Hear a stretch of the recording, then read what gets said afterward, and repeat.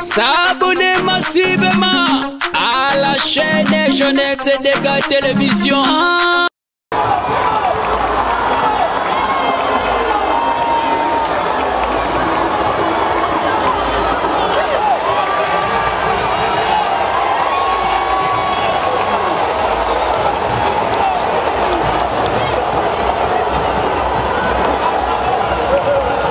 S'abonner massivement à la chaîne Jeannette Dega Télévision.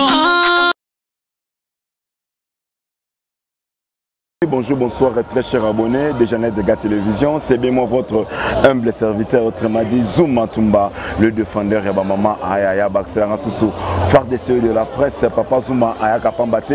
Tom se trouve à comment c'est que Moussala est bien arabiso. En tout cas, le lot Moussala est bien gibiso à Nakata étant de la stade de martyr et Sikanini, j'ai francophonie et Zolekana. En tout cas, Bandeko, j'ai francophonie et Kolekana, vraiment malin, Moutoui, Awa, Poto Laksabino, comment ça se passe, malgré le concert et Kobeta Manangopé, mais tu as un démbo, Bakosala, Bambangu, Bakokima Bambangu, entre Makambuko Salama et Belé Nakatia, j'ai francophonie. Aujourd'hui, on va essayer un peu de partager avec Bandeko Moussou, Bandeko Sabiso, Mikoto Mekaoso, Bango, Bandage francophonie, Bandaki, Nandenge Kokende, les Bango Bakomo Nandeni, parce que oui, dimanche, Oyoyo, DG francophonie et aussi en Bomoni Bisso, Zaina Kata Stade de Martyr, en tout cas, ceux qui ont image Malamouana, Moutasim Beninga, réalisateur Nanga, Zali, Gaël, Neftali, Yimtazali, réalisateur Nanga, Napesimbote Nangaï, Amama Lili, Tezo, moi c'est à Pembe, moi c'est Anzelamino, Napesimbote passe aux habitudes de Sala, toujours Moussala, Napesimbote Nanga, Maman Jeannette Dega, Napesimbote n'a pas vraiment Nanga, surtout, tu n'as qu'à G francophonie, Nakata Stade de Martyr, tu n'as qu'à Kotuna Bandeko, il y a G francophonie, qu'est-ce qui se passe? Bana yanguba bakoteka banguba bandeko ya mai bakoteka bamai bata lipa mwamba pe awa nyon surtout ezali na kati ya jeu francophonie to meka ko sola pe na bandeko par rapport ya ba impression na bango to moni ba parents ba papa ba na bana na bango pisa moment ya vacances.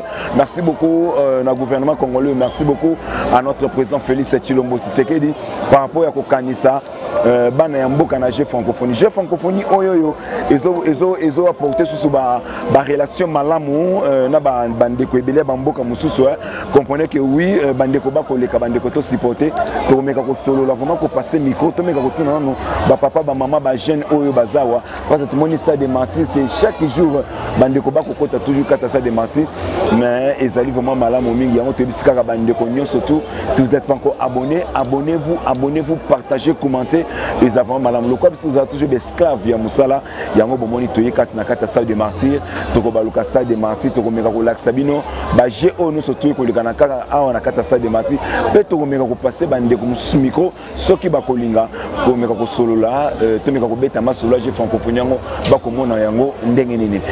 Montréal Gaël Neftali, to meka ko passer micro na bandeko. To dio ka impression il y a bandeko. Play.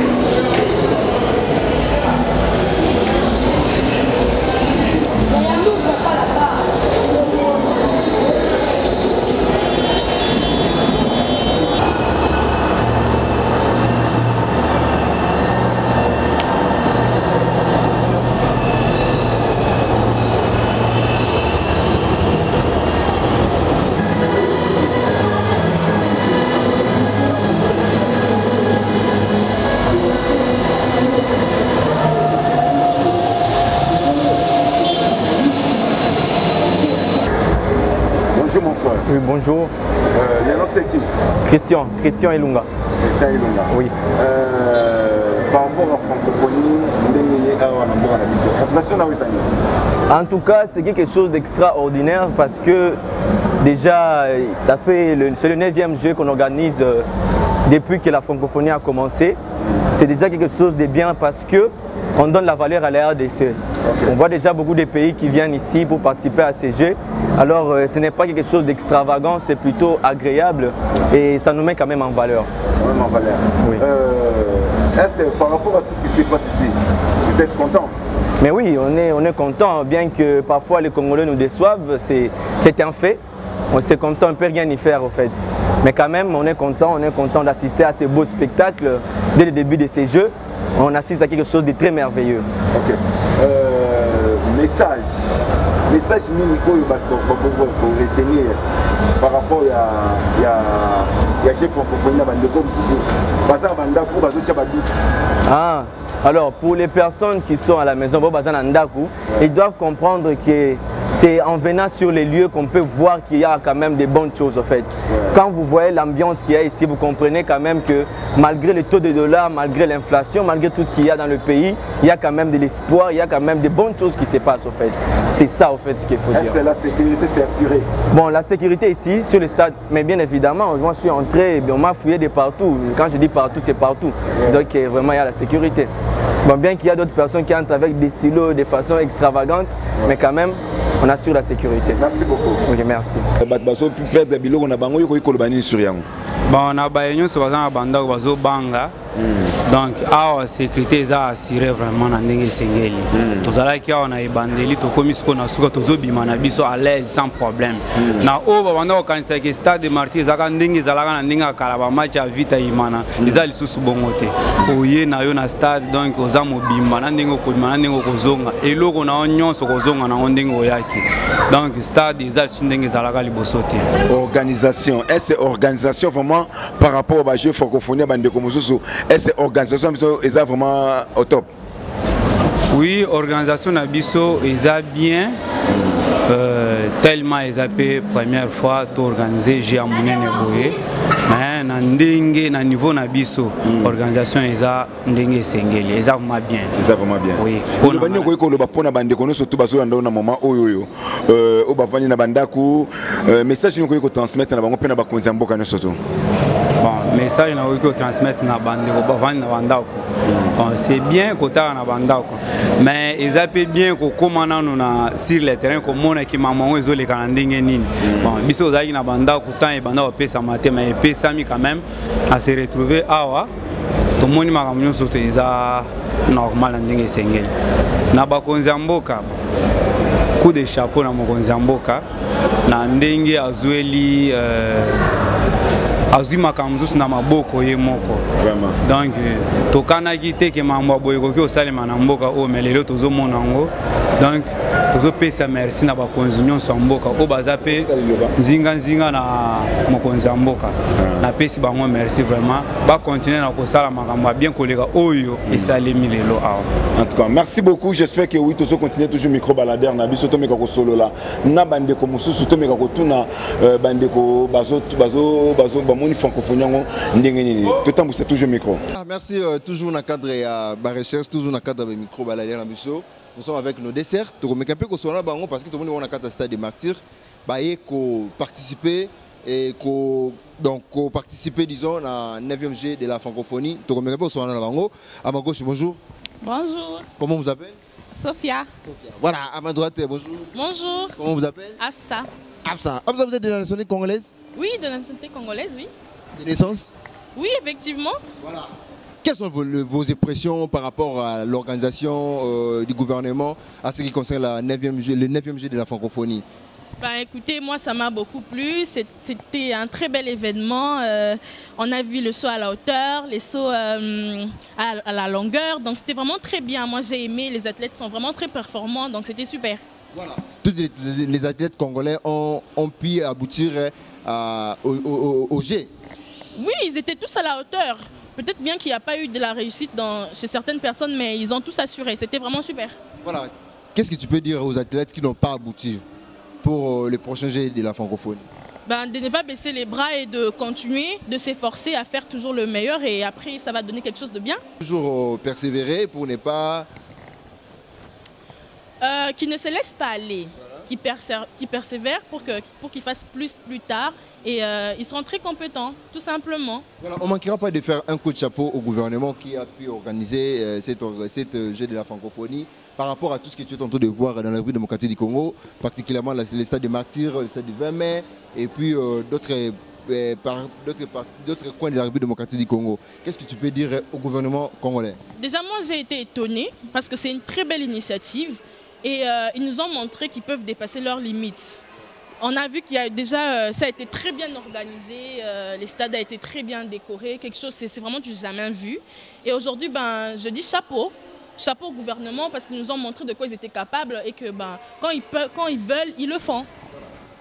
Par rapport aux Congolais qui cassent les chaises, qui cassent les sièges, voilà ce qu'on peut dire, qui cassent les chaises au stade des Martyrs par rapport au match de Vitaïmana. C'est toujours le Vitaïmana, les matchs, les rencontres de Vitaïmana qui causent des dégâts au stade des Martyrs. Qu'est-ce que tu peux leur dire? Par rapport aux Congolais qui cassent les chaises, qui font les désordres, déjà, nous connaissons entre Congolais, on est désordonnés. Bon, je suis qu'une seule personne, je dirais juste que les Congolais apprennent à être civilisés, tout simplement. Parce que s'ils laissent ça, en fait, notre bien-être à tous, serait que nous soyons tous civilisés, que nous fassions les bonnes choses, tout simplement. Ok, voilà. Yaya, quelles sont vos impressions par rapport à l'organisation du 9e G de la francophonie dans la République démocratique du Congo? Moi, en fait, ça m'a impressionné. Hein. Ça m'a impressionné. J'ai aimé, de toute façon, j'ai aimé. J'ai aimé, en fait, ils ont bien organisé des choses. Ça s'est passé bien cette fois-ci. Ouais. Voilà, un mot aux athlètes congolais qui sont à la participation de ces Jeux et qui font les efforts pour arriver, et un mot aussi à ceux qui n'arrivent pas à jouer. Bon, je peux dire courage à tout le monde parce qu'ils sont à leur terre en fait. Ils sont à leur terre, je peux dire courage à tout le monde, à tous les Congolais, malgré, mais quand même ça va. Et au gouvernement, par rapport à l'organisation, par rapport à la réhabilitation du stade des Martyrs, stade de 20 mai et puis d'autres coins de la République? Bon, en fait j'ai vu vraiment les changements. J'ai vu aussi comment ils ont aménagé, ils ont bien organisé. En fait, ça s'est bien passé en fait. Même à l'Inikin, ils ont bien organisé, ils ont bien arrangé. En fait, c'est devenu bien propre vraiment. Un mot congolais, au Congolais destructeur. Le Congolais destructeur, bon, ils vont apprendre parce qu'avec ce qui s'est passé, ils vont déjà. Parce qu'il y a eu déjà, il y a d'autres pays qui sont venus ici et ils se sont bien comportés, je vais dire. Mais nous, vraiment, même les premiers jours là, on avait vu à la télé, quand on a commencé à appeler le pays par pays, il y avait qu'un autre pays qui avait des raies en fait dans la ligne.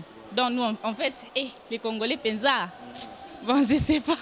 Voilà, les Congolais Penza, là, on ne sait pas. Voilà, on poursuit toujours nos interviews dans les stades des Martyrs. Merci. Merci toujours dans le cadre de l'idéologie. De autant que micro na biso, impression bandeko oyo va participer à la 9e Jeu de la francophonie. Bonjour. Bonjour. Comment Stromi. Fais-ça impressionnant par rapport à la 9e Jeu de la francophonie dans le stade des Martyrs. En tout cas, selon moi, je suis très content pour la 9e jour de la francophonie. Déjà que c'est la première fois que la francophonie organise un truc comme ça à Kinshasa.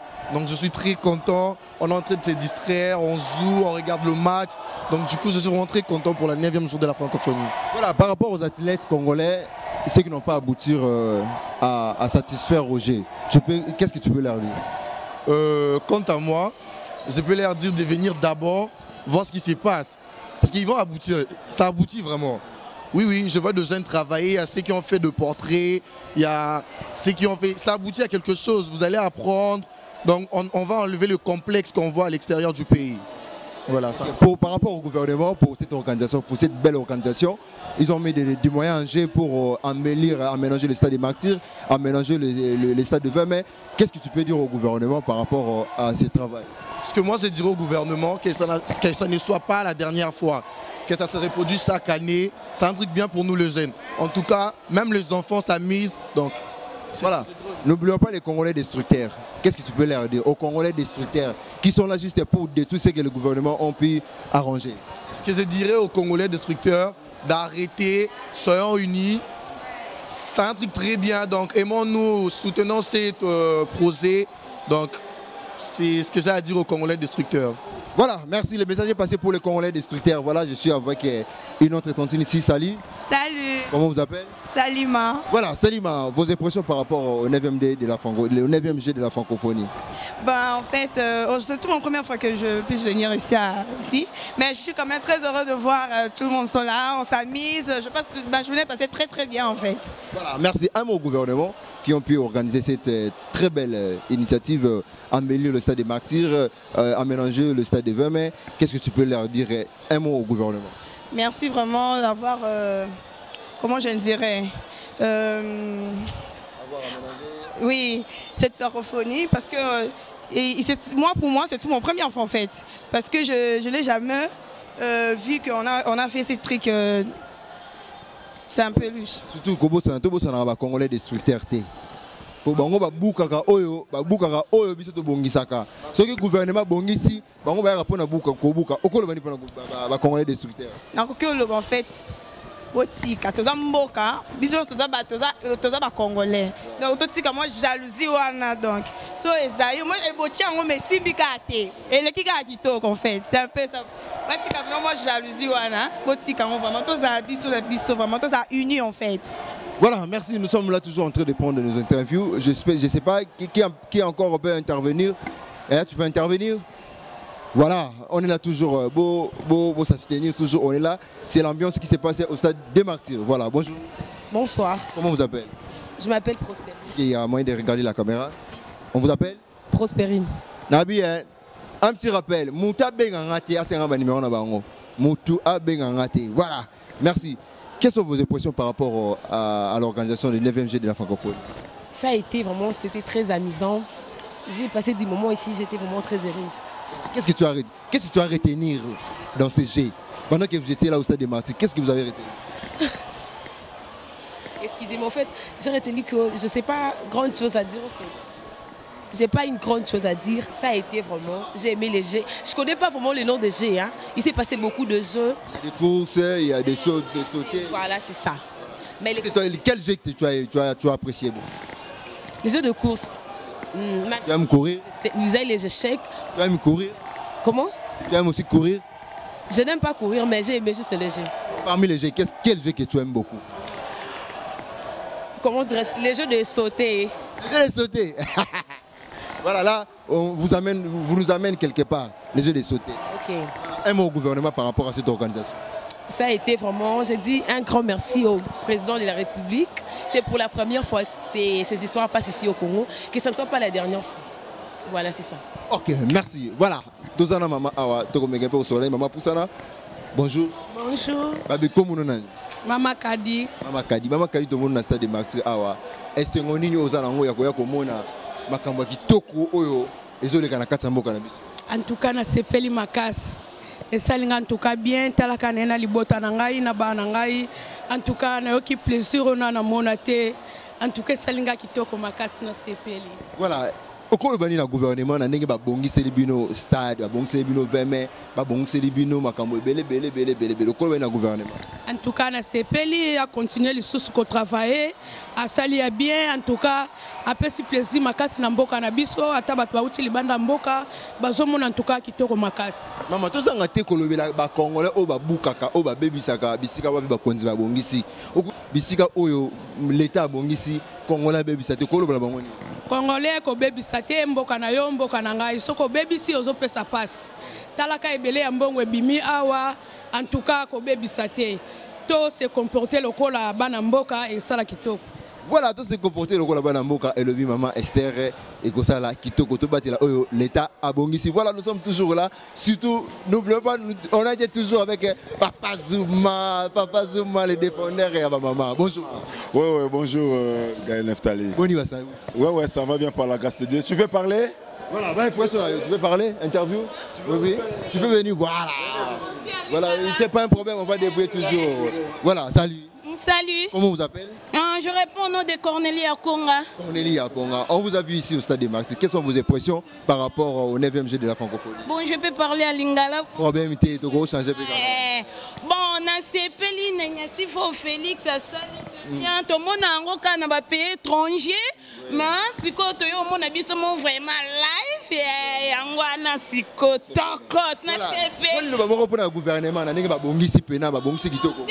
a un gouvernement et bébate et kalaboye bata sécurité ya libela vraiment et kala kaboye ezala kaboye vous allez bana mboka obabuka ka koloba bango pona bana mboka ndeti obabuka ka obabebisaka ba obabuka ka bobuka te bomoni poto mona ngo ka libanda mboka ma to yo mona ngo sikobo ya live eza bientôt batelese loko na biso moko Oya Congo te arata. Voilà, Oya Congo te arata. Comme c'est tout avec Tonton Zuma. Tonton Zuma, impressionnant par rapport à la 9e génération. Vraiment Malamu Mingi, j'espère que Wibo Messana Boye, en tout cas, ça vraiment Malamu Mingi. Comme on a une initiative à Boye, Oyo Bakonzi Mboka Bako Sala.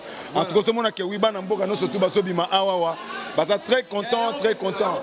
On a bandé comme ça, c'est Sengo. C'est waouh, on a de l'exarangoté.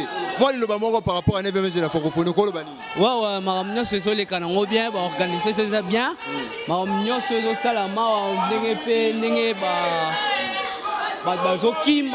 sauter. Non, l'équipe tellement bien, on a vraiment aimé. Vraiment félicitations à l'organisation et au chef de l'État de pouvoir organiser tout ça. Vraiment, merci beaucoup. Voilà, Yaya, l'impression par rapport à 9e génération. Ça a été vraiment magnifique, vraiment très très magnifique. Prochainement, donc pourquoi pas tout ça na capacité d'organiser Chan, attaquant, donc c'était vraiment magnifique. Mes félicitations au chef de l'État, Fatih Béton. Toza sûr que Mandé est allié, Zoé Alisusu. Merci, non, merci, mes félicitations. Voilà, félicitations. Merci. Merci. Tozo Conté toujours, bonjour. Bonjour. Comment Darman. Darman. Impression les années par rapport à Makamouno Sotu comme on a 4. Ok, ben impression ils ont vraiment très bon parce que une première fois en RDC que nous puissions organiser de tels jeux ici, jeux de la francophonie, vraiment c'est vraiment bien, c'est pour promouvoir notre pays aussi et les jeunes athlètes là, voilà, qui ont participé et vraiment c'est un très grand plaisir et je pense que le président de la République reste dans les annales de la République démocratique du Congo. On parlera de lui. Voilà, on n'ignore pas les Congolais des sous-terres. L'État ici. Bon, jusqu'à l'état de conscience, c'est vraiment mingi parce que je pense pas qu'on peut chier dans la même assiette qu'on est en train de manger, c'est pas vraiment possible. Donc et soyons conscients de cette chose qu'on a créée pour nous, c'est pour notre propre bien et voilà, et gardons les bons. Voilà, merci, gardons les bons. Voilà, Ndeko, bonjour. Bonjour. Comment Samuel. Samuel Poussana.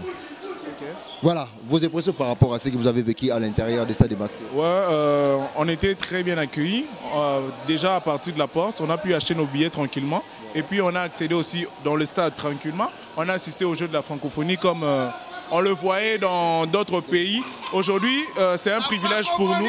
C'est un privilège pour nous de l'assister dans notre propre pays. Et nous, tout ce qu'on arrivait à voir à la télé, maintenant on le voit ici en live dans le stade de Martyrs. Donc je suis content de ce que le chef de l'État est en train de produire pendant son mandat. Et nous pensons déjà à voir plus, à organiser plus encore de compétitions. Et nous sommes très contents, nous sommes très joyeux. Voilà, vos impressions par rapport aux athlètes congolais, de leur participation au 9e jeu de la francophonie. Particulièrement, je suis très déçu de ce que j'ai vécu dans le stade. Vous êtes déçu? Ouais, je suis très déçu de ce que j'ai vu dans le stade. Mais bon, en fait, c'est une première pour nous. Et je pense que déjà la FECOFA, l'organisation, tous ceux qui organisent le sport dans notre pays, déjà aussi avec le ministre des Sports, je pense déjà, on va se mettre au travail et améliorer ce qu'on n'a pas pu faire jadis. Voilà, merci. Nous poursuivons toujours notre ambiance avec Tonton Zuma. Tonton Zuma, vive la francophonie. Papa, mbote. Mbote, papa. Ah bon, plaisir à Makati, comme on a quand même pour la première fois que tu as la francophonie dans Mboka. Donc, il y a un peu de bango boye, il m'a là, il pas na biso. Ah ouais.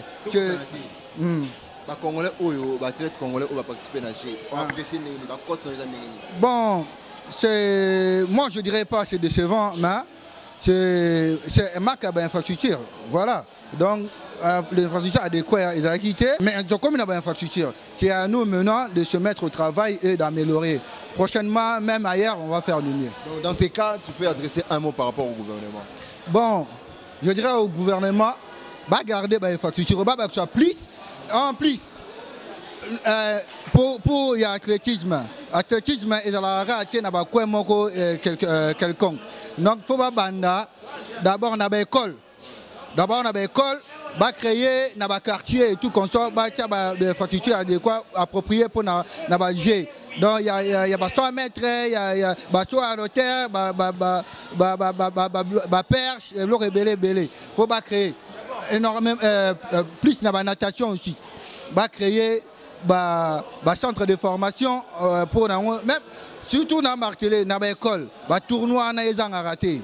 Donc il y a un athlète dans l'apprentissage. Un mot congolais au gouvernement et Bongis.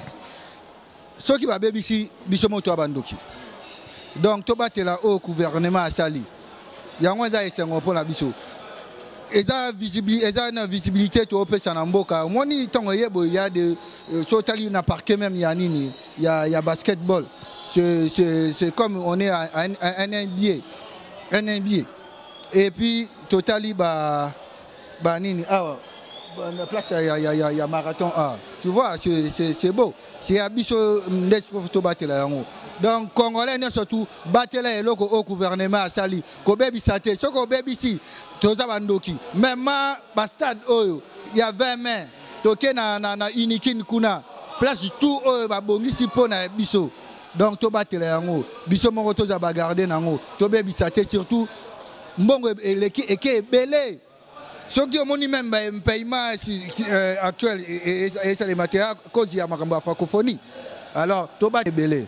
Donc merci au gouvernement, merci au peuple congolais, merci à nous tous.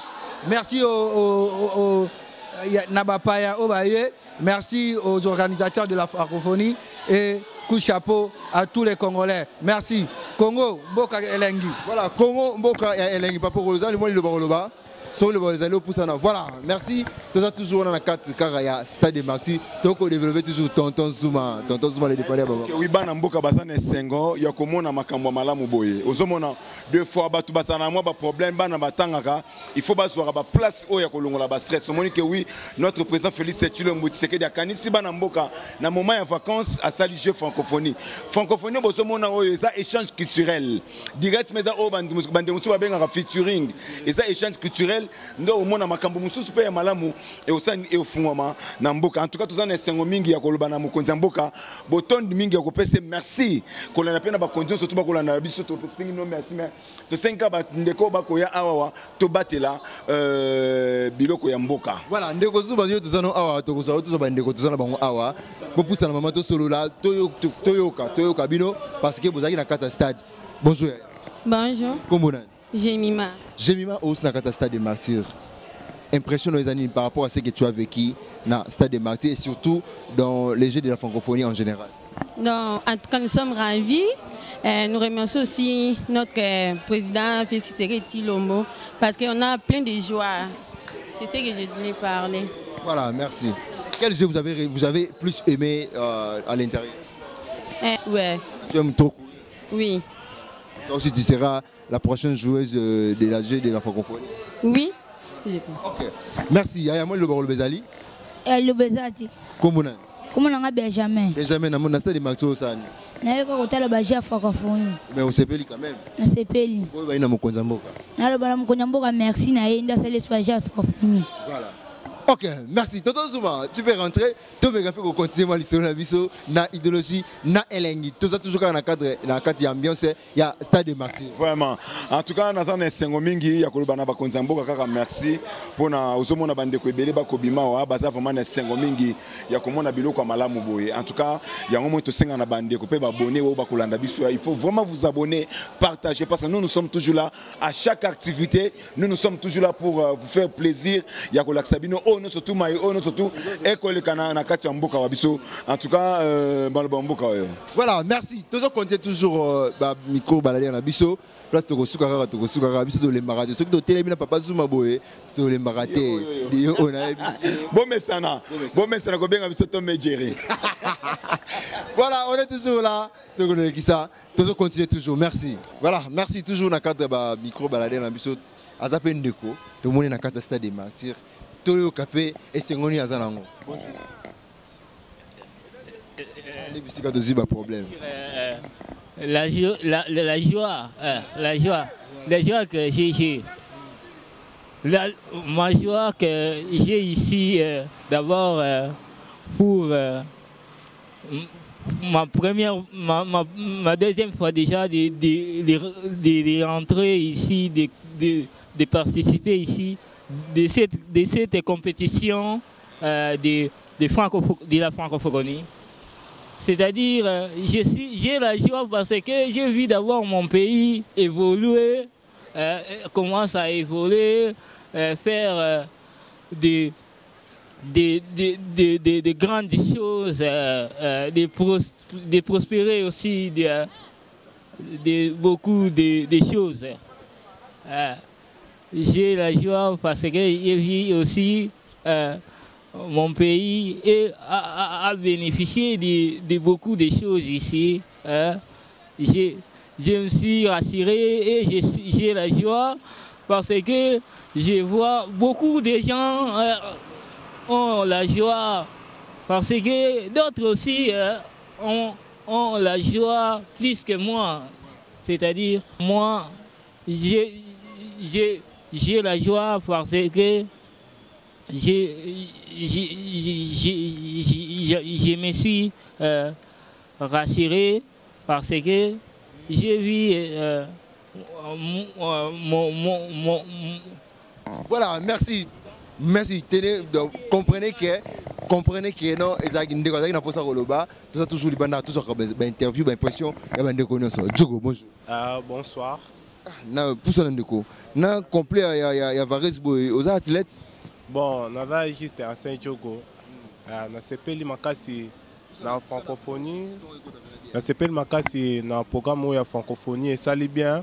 Merci premièrement pour notre président Mboka Fati.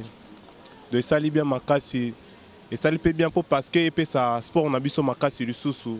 Donc tout travailler beaucoup plus pour parce que tout bon ça erreur oui ça là que pour parce que so to mbomoni mo erreur pour na sportif na biso ça parce que badala ki na moi konzimate que moi ninyo ko salama.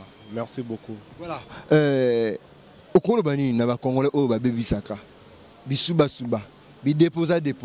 Ou boire ba full parti par là. Ba congolais o ba bebisaka o l'état bongisi okolo bani pona bango. Bon juste car na rôle ba congolais tout en non volonté bon sambo qu'on a biso parce que et puis ça peut ba pa pour ça pour na minute nous avons tout à la maman daté ba pa ebele na minute ba CP na Congo mais dans la posate qui est à la guerre tant makambo et aussi la francophonie ici là tout bantos baby sali susu b et ça lit bien mutunyo sotoya azokota na stade na terrain basket na toutes les jeux azo yana ba téléphone tout kota na ba parents na bana tout so bima bien siko soto baby si est-ce que vous avez sous bongo donc tout le monde la peine d'idée au baby ça ce qu'on a chassé aux a copal bois quand on a poubelle et ça ida bien. Ok, merci. J'espère que vous avez une image de biso na TV5 partout dans le monde mais il y a une interview et ça différent na bandeko. Tout continue toujours aux interventions bandeko de part et d'autre tout le bagage toujours ndeko o à dispo o à disposer temps na aloba à cause nga kolobate to coacher la pena micro ndeka tout ça la na cadre de so ndeko bonjour. Moi, j'ai l'impression par rapport à la de la francophonie, stade de Martyrs. Ah, bonsoir. Oui, bonsoir. Comment on Benito. Benito, impression les années parce que tout le monde a stade de Martyrs a participé à la 9e jeu de la francophonie. Oui, l'impression est positive en fait. Déjà, c'est pour la première fois Nini Aboué organisé en Congo. On a CP le Marais. Les habilo monté tout le monde depuis Tobotama. C'est la toute première fois et puis l'organisation, ça va. Et puis les athlètes aussi, ça va. On a été vraiment divertissés. En fait. Voilà. Merci. Tu as bénéficié, à travers ces jeux de francophonie, tu as bénéficié de peut-être des acquis à l'occasion de ces jeux 9e jeux de la francophonie. réussi à reménager en haut. Congolais destructeurs, je pense que ça, c'est le plus grand problème. Déjà, on a un problème où il y a des souvent. Les arceaux, c'est les lots il y a bien. Et puis, déjà, le gouvernement, il faut s'impliquer déjà. À l'ouka mesure, à route sur place, où il faut ça la queue. Et en plus, bisomo population, il faut toyer barobaté la babilo on a biso les patrimoine. Ce sont des choses oyo, ils a biso on était car image à Congo. Ce qui bisomo pe sous tobandi ko baby ça, je pense que Rosala vraiment une belle image pour la RDC. Sinon, je suis content. Dans les Sahara bande on a nyonso ba congolais que to battre les locaux, ils a biso ba congolais, ils a mututé privé, ils a biso nyonso. C'est un mot gentil au gouvernement. Félicitations. Voilà, merci Ndeko, bonjour. Bonjour. Comment Brice. Brice, impressionnant les années par rapport au 9e G de la francophonie. Bon, en fait, c'est pays parce que au monument géo a apporté quelque chose dans Mboka.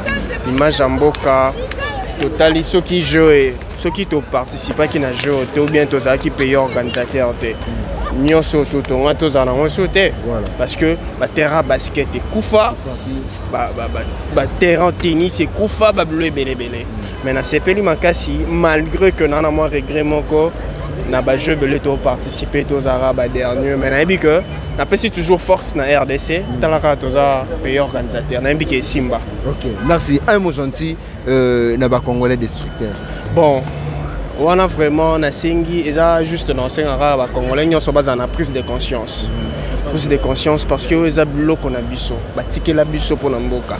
Les alababus, les alabanini, nous sommes les abisso. Tout gardons bien et quoi aider biso lobby. Voilà, merci.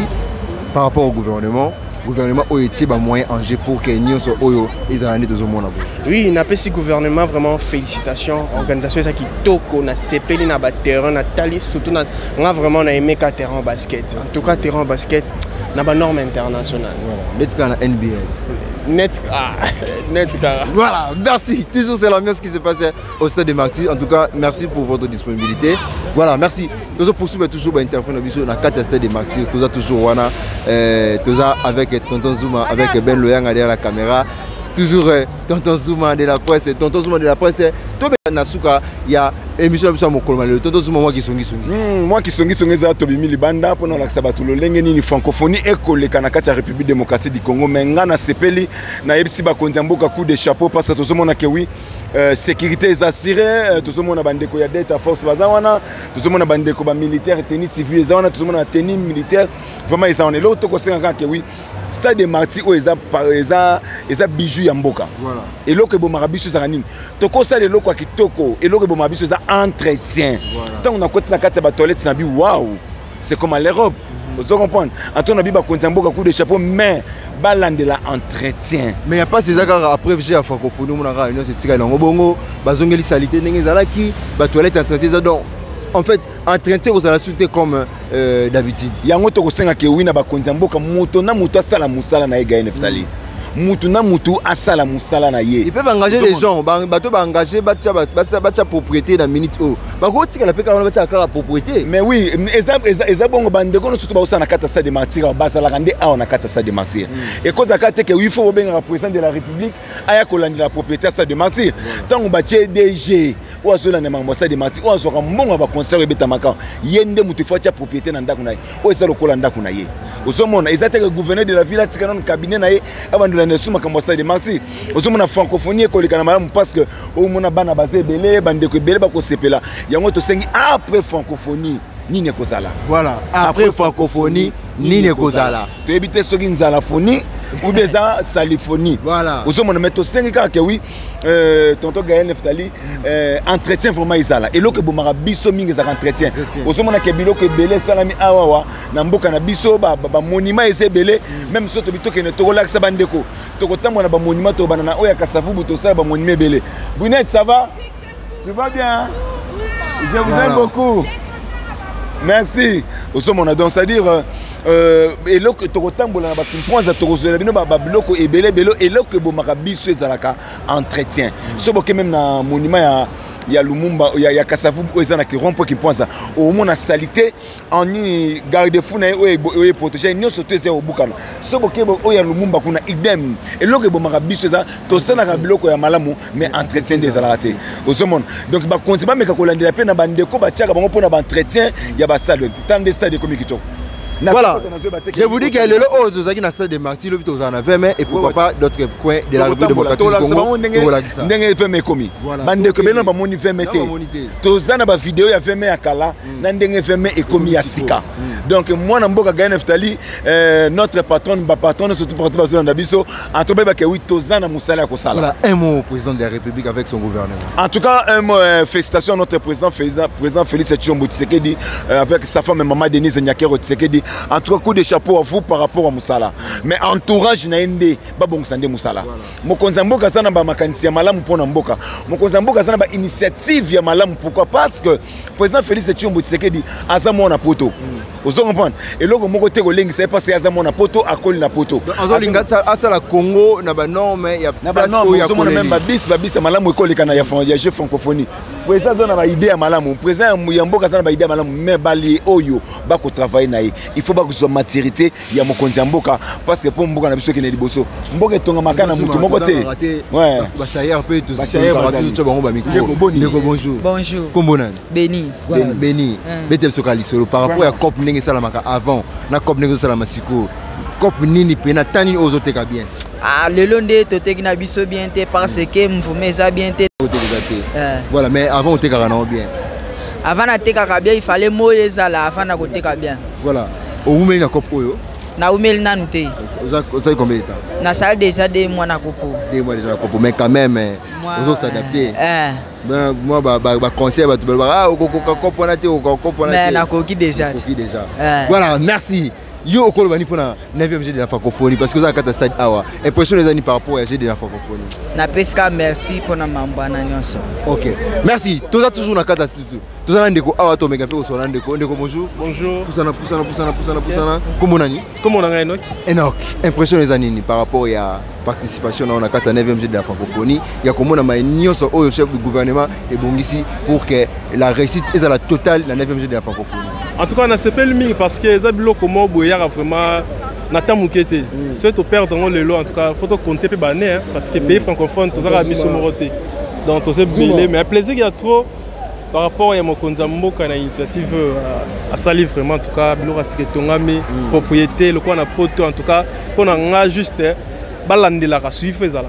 Suivez à la main, tout beau santé, gouvernement rocha suivez à la main. Bana mboka oyo ba buka ka ba congolais destructeurs. Okogolo bana bango nini? Ah, wana en tout cas biso to wana ba petit peuple. Wana comme ce qu'on m'a dit colo. En tout cas ici ngamo konzima face à la strict vraiment makasi. Voilà. Toto gagne motuna moko yelinga wana tunandeko. J'ai la francophonie pona yo omoni ndenge nini? Bon, ils ont déroulé bien, ils ont les cas très bien malgré tout. Banana bandi au tala na mona ta il mo CP singa te au Congo la gagné.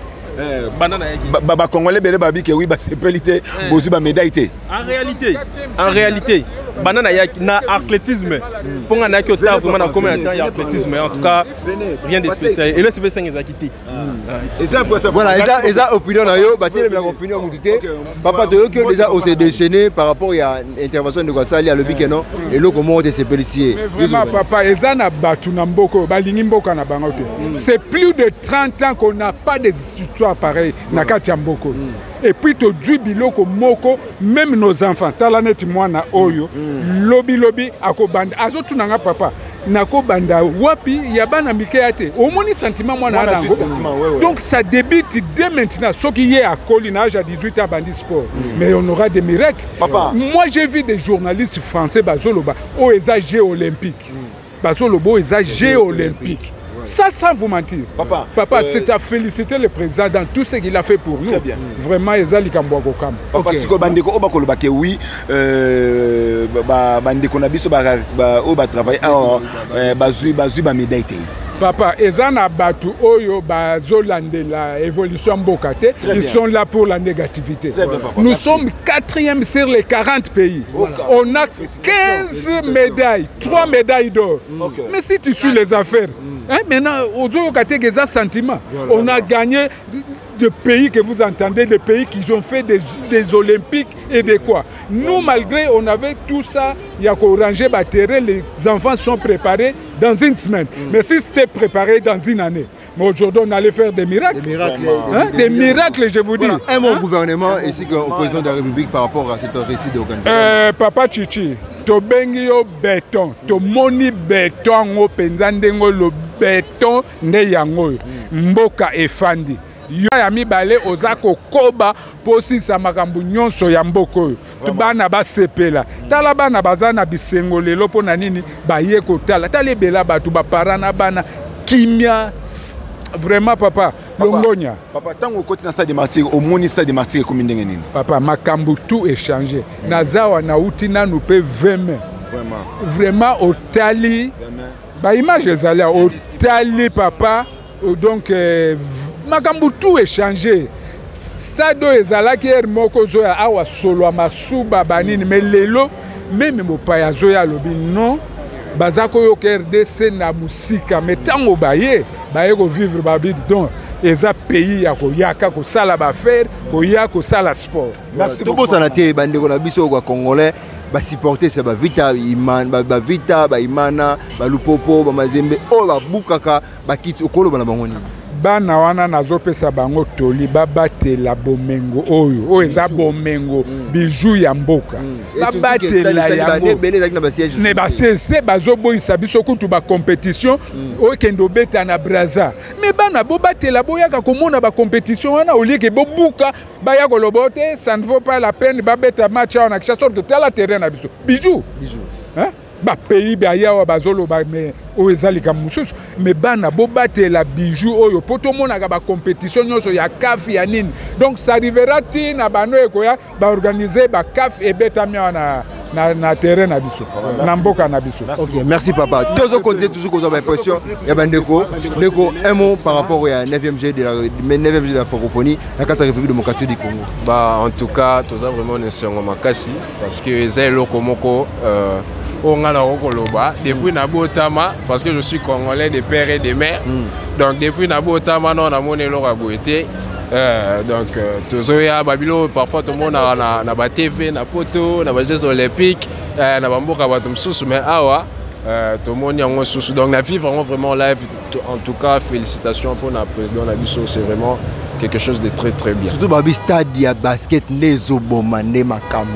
Donc sinon donc ngamonde na basketteur basta ba terrain na biso to betaka pour nga betaka na yolo na équipe mobo wana ba terrain donc ezaki bien te et le na coach na auto visiteur wana wow et l'autre mona ba NBA na ba Jordan na ba nan to mona wa donc non ba te c'est ngeza makasi trop pour na ba infrastructure ya président ndenga sel vraiment pour na. OK, beaucoup plus de génie ont impressionné pendant que vous avez participé à la jeunesse. Ce génie ont impressionné. Bah, à part basket, parce que vous avez basketté. À part basket. Bon, à part basket, c'est ça, j'ai athlétisme et mbangu et puis lutte. Ouais, puis lutte. Na moi, bah, ouais, bah, saut. Voilà. Un mot par rapport à l'athlète congolais, bah, le bi, bah, zo quoi aboutir té. Bah, na bah, naki, bah, shake na bah, shake. Un mot par rapport à l'athlète congolais. Alors, c'est parce que nous avons 4 médailles d'or. En total, les avons 15 ou 17 comme ça au Djatosju. Parce que j'ai francophonie, celle mais ça a ôté. Il y a Scrabble, les alliés, littérature, jonglage, nini. Tu vas compter, miser beaucoup plus qu'à Mbangu nini. Non, ok, c'est pas ça. J'ai francophonie, ça na beaux-arts, ça par-ci par-là. Tous as médaille, tous as Scrabble, tous as médaille, tous as G à jonglage, un peu partout. Tous as pour avoir évité, tu as 17, tu as 17 médailles, oh, ils ont 4 en or. Ils ont dit que lit à Outago Zwango, lit à Outago Zwango, et puis il y a quelques personnes, donc c'est un peu ça. OK, merci. Bonsoir. Bonsoir. Comment Diego Vicando. Ambiance, il y a 9e de la francophonie. Impression les amis. Bon, impression je suis étonné. Les amis qui étaient venus ici, jour il y a cérémonie à ouverture, Kumisaki Makasi. Non, mais c'est dit waouh, on a dit ah, Fona Kende, Namona. Na lelo nga bandi ko fréquenter stade depuis bané 90. Vraiment, non, on a décor, il y a un stade, aération, sécurité surtout. Bagarre républicaine, contrôle, vraiment, ça fait la fierté, ça fait la fierté. Ok, mais tu es plutôt zomundé, tu es belliqué. Apparemment, il y a sécurité, aération qui toko boye, beauté boye, et ça quand on francophonie, après francophonie, c'est zone à zéro. Au col banini, n'a konzamoka et surtout n'a pas organisateur au bazo bakwa simaka à traiter à stade de martyrs. Bon, on peut dire que c'est les mâles congolais, hein? Côté entretien, infrastructure aux arapena rigoureux moni, na rosenga quand même na mode ya repos na gestionnaire ya stade. C'est départi na dose de subjectivité. Il faut que tout 8 ans, il comment gérer des infrastructures et tout.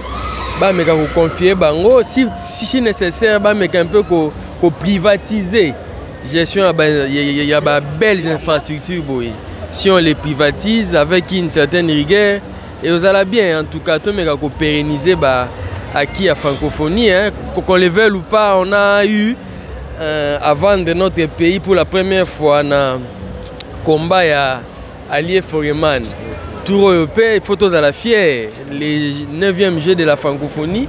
Et ça lui peine fierté en Bokanabiso. Aujourd'hui, je me suis fait beaucoup d'amis, des Libanais, des Marocains, comme ça, on a gardé contact.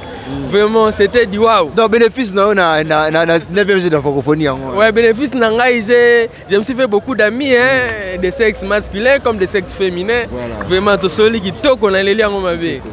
Merci, voilà. J'espère qu'il y a des gens qui ont toujours bonsoir. Oui, bonsoir. Comment on a? Moi, c'est Monsieur Bienvenu. Monsieur Bienvenu. Impression par rapport à l'Union Sosomona, ils ont se déroulé dans 9e jeu de la francophonie. En fait, je ne fais pas beaucoup de commentaires, c'est un début, mais ça va. Voilà. C'est un début, mais ça va. Je sais que prochainement, on va arranger. Mais c'est un début, mais ça va. Voilà. Ça va. Je sais qu'avec le gouvernement congolais, il y a des gens qui ont vu ça a marché, ça n'a pas marché. Je crois avec l'équipe qui a coordonné ce jeu, je crois bien on va arranger. C'est un début, mais ça va. Un mot gentil au gouvernement qui ont pu réussir à organiser. Félicitations au président Fati. Quand je dis c'est un début, mais ça va, c'est pas donner n'importe qui. Une année, faire quelque chose de comme ça. Je crois qu'une année d'ailleurs c'est trop. Faire quelque chose de comme ça. Et c'est pas félicitations au président Fati. On est toujours derrière lui. Et nous les Congolais, on va continuer toujours à le soutenir. Donc on est derrière vous, président Fati Béton. Donc c'est un peu ça. Gentiment aux Congolais de soutien. Au gouvernement. Non, en fait, Kobebi, ça c'est pas même les Congos, ça se fait partout. Mais on n'a que ça. Tout ça, le plus c'est bon, c'est après les Congolais. On a pris ça, tout gardé dans le mois bijon, c'est pas le moment où bébé ça parce que surtout bébé si on a bisonné tout ma fierté et la propriété, j'ai vu quand même la propriété ça va, il y a la sécurité ça va. Et c'était pas facile à ouvrir sur la main, c'est bon. Que ça continue, ça reste non, toujours ça doit continuer. Je ne sais pas quand j'ai encore, le monde va nous donner encore cette occasion. Je ne sais pas, mais ça doit continuer. Ça doit continuer parce que tu dois vendre toujours le bon image, il y a RDC. C'est un peu ça. Voilà, merci. La dernière personne qui va intervenir dans cette émission d'aujourd'hui, j'espère que nous allons continuer avec lui. Merci à Tonton Zouma qui nous assiste. Merci à Maman Nadine Ntsala. Merci à Babouné. Nous sommes besoin de partout dans le monde. Voilà, bonsoir. Bonsoir. Ouais. Comment on vous appelle? Je m'appelle Bénédicte Koulé. Bénédicte, on parle en lingala ou en français? Donc c'est notre langue. En plus, nous sommes à la francophonie d'abord. Impression des années par rapport à la participation dans la 9e jeu de la francophonie, dans la stade de Martyrs. Bon, la francophonie, la première des choses, je remercie d'abord notre président, le Félix.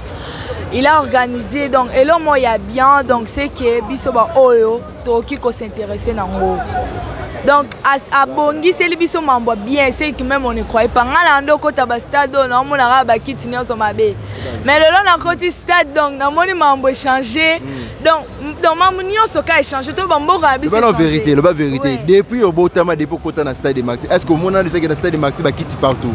namona ngo non te depuis na ndoko ta stade non namona ngo te ba concert esalemi namona ngo te mais j'ai de la francophonie yo bon c'est la biso mambo ebele la mboka donc na c'est peut-être la francophonie dimanche aujourd'hui na ko ta na ngo kaka na ba yango te pour non c'est là ba sport eza et c'est pesanga makasi donc non c'est la makasi malgré tout ça ba regret oyo et la biso donc Tokyo banda donc to préparer kango tu peux préparer qu'on a veille d'une semaine mais surtout ça qu'on a pendant donc tu es qui que tout ça on a année boy donc surtout pendant le préparer on a 2021 donc on a demandé on a ma meilleure donc j'aime mon pays le Congo c'est mon pays je suis né ici je suis grandi ici donc on a kufa awa ba kunanga kimbeteke image tigala italien hein yo malibanda tia voilà c'est la même ce qui se passe ici vraiment tout souvent tout si ça vraiment tout si ça la biso na habité qui songi asuka yo za songi tout ça qui songi asuka et le maman na dit ça qui songi en tout cas qui songi asuka qui songi asuka zaka tuzana sema liso likolo ya liso après francophonie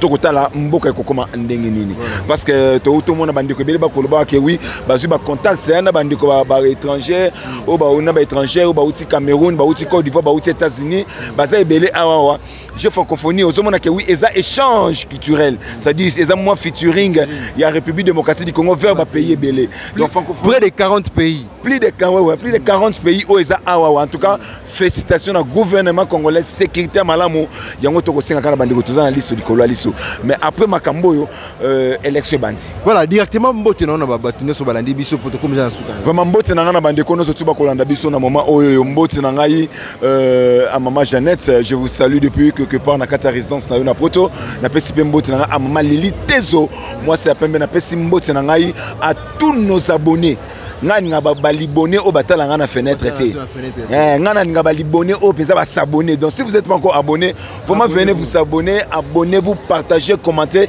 et ça vraiment malamu en tout cas na pesi bandeko surtout yo mtozuka temps ya Rolanda biso na mokolelo pour na émission sur francophonie en tout cas to pesi mbote peut to 5 na bino bo s'abonner bo partager sauf que oui to respectera bino to kota na ndonga no ko ba miyibi mais bo to zora pétant bo zu pétant ko yamba biso yango biso na kiso bo pesi qui te vendit peut partager en tout cas si ensemble là à Pambola Bino. Merci beaucoup. Voilà, merci, nous sommes arrivés à la fin de notre émission d'aujourd'hui. C'était la Galop.